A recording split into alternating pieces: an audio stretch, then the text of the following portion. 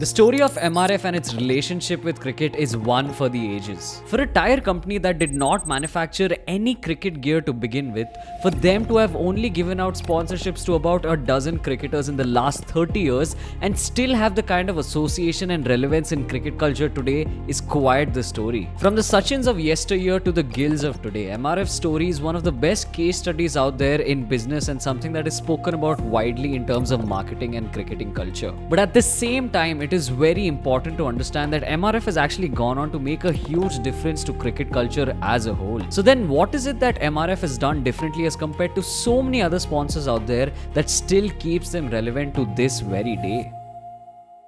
To understand MRF's play, it's important to also get an insight into the context around commercial sponsorships in cricket. While we have seen bats with stickers through the 80s and 90s as well, we've seen them in World Cups on many players' bats, the ICC did not really have any rules in place that were formal, at least in terms of commercial sponsorships for bats. And usually these stickers would only be those of bat manufacturers, or at best it would be related to the sponsors of a world tournament. However, there was something that changed after the 1996 World Cup, which eventually led to ICC forming rules around stickers on bats and commercial sponsorships. Today we are in a world where cricketers are practically seen as billboards. Not only are their bats adorned with stickers from commercial sponsorships, but you also see their gloves, other equipment, the jerseys, and even wrists for some players that have some kind of commercial value attached to them. And it is here that the MRF story sits quite uniquely. We come back to 1996, the year of the World Cup, the Wills Cup as it was then known, and a very famous incident took place during this period. It had to do with Sachin Tendulkar, who at the time had already been playing international cricket for 7 years and was fairly popular. There was a lot of buzz around the fact that Sachin had no sticker on his bat and it was actually plain. The reason for this was he did not want to have Wills' sticker on his bat because they were a cigarette company and he did not want to endorse cigarette or gambling or any of that other stuff. And what this did was, post the World Cup, it presented an opportunity to a lot of commercial sponsors to get a bit of a piece of that bat in terms of their stickers on it. Because of course it was the Sachin Tendulkar. People would come to watch this man bat, and what better way to have your brand awareness than to have your sticker on a man consistently scoring 50s and 100s. And eventually Sachin landed a sponsor, but it was very different from what we'd seen in the world before.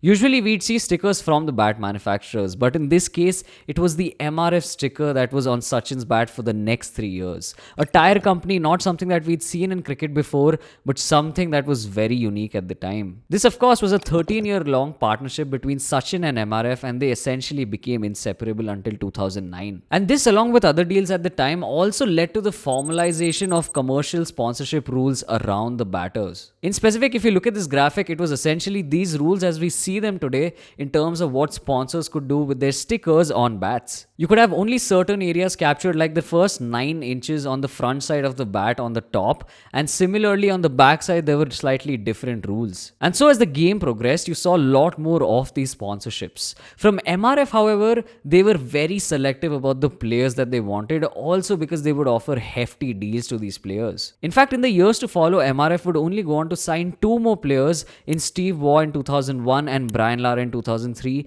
up about until the end of their careers. So for a period of roughly 12 to 13 years, although MRF just had the 3 representatives, they still were fairly popular in the cricketing world. And this had a lot to do with the fact that they'd signed some of the greatest superstars, some of the greatest batters of that particular generation in their sponsorship deals. Just to name a few, they of course had Sachin Tendulkar through the 2000s when he was dominating world cricket, when he was breaking multiple records, be it test centuries records or be it ODI century records, or even his performance in the 2003 World Cup or the 1999 Sharjah Desert Storm. Every bat race, every single milestone, every time that Sachin walked out to bat or played a drive, it was associated with MRF. Alright lads, we have 4 minutes into the video and you still haven't hit that subscribe button. Get us to 40,000 subscribers so that by the end of the year, we can reach 100,000. It was also associated with Steve Waugh when he played all of those gritty knocks over the years, and more importantly, Brian Lara when he scored his 400 not out, the world record test score.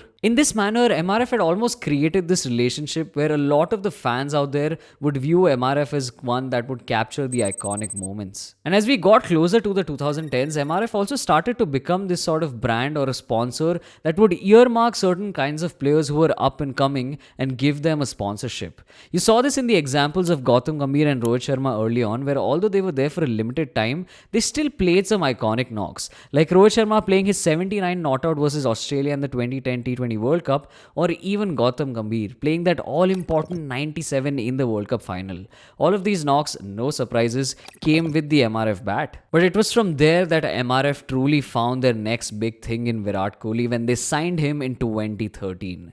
Of course, since then, up until now, Virat still has that MRF sticker on his bat, and this generation has come to associate that MRF bat with greatness. Because first, it was the generation of Sachin Tendulkar, which then passed down to Virat Kohli. Along with this, they'd also given a contract to Shikhar Dhawan, and very interestingly, after a long time, to a non-Indian player in AB de Villiers. This was a brilliant marketing move because even in terms of how they would be able to enter the IPL, they got a lot of good time in terms of MRF being visible through the Kohli and de Villiers partnerships for RCB during that peak period around 2017 to 2019. But perhaps through that decade and possibly even for MRF as a whole, although they had Sachin, Virat Kohli might have been the biggest name to have come out of that sponsorship deal. Because almost all of Kohli's greatness was captured by that MRF sticker.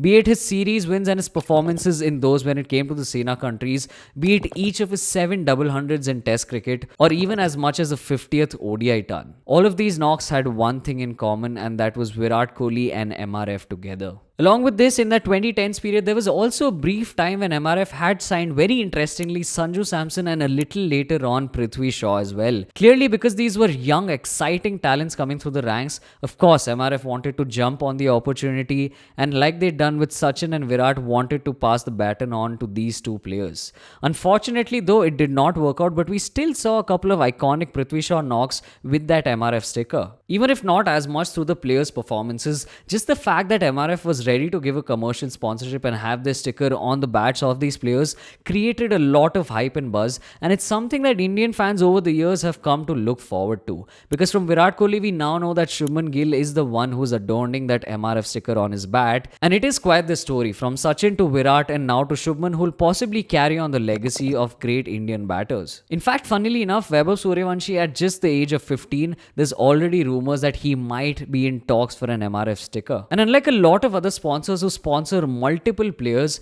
MRF in the last 30 years has sponsored just the 11 international players in men's cricket. Yet they've done it so well and earmarked such great players that the brand association with MRF is related to iconic moments in cricket and just genius and greatness. But what a lot of people also forget is that this wasn't MRF's first foray into cricket, because in 1987 was the year where the MRF Pace Foundation was set up in Chennai. And it is no secret that some of India's greatest pacers have come through that very academy. The likes of the Venkatesh Prasads to the Zahir Khan to the Irfan Pathans, RP Singhs, and even the latest IPL sensations like a Praful Hinge or Saqib Hussain, all of them have come through that very Pace Foundation. And so at first glance, it's not something that you would even register, but if you look around, there's always MRF in a game of cricket. In a very subtle but almost omnipresent way, MRF have established themselves as one of the brands in cricket that you associate with iconic moments and greatness. And in an almost silent manner, without necessarily beating the hell out of the drums,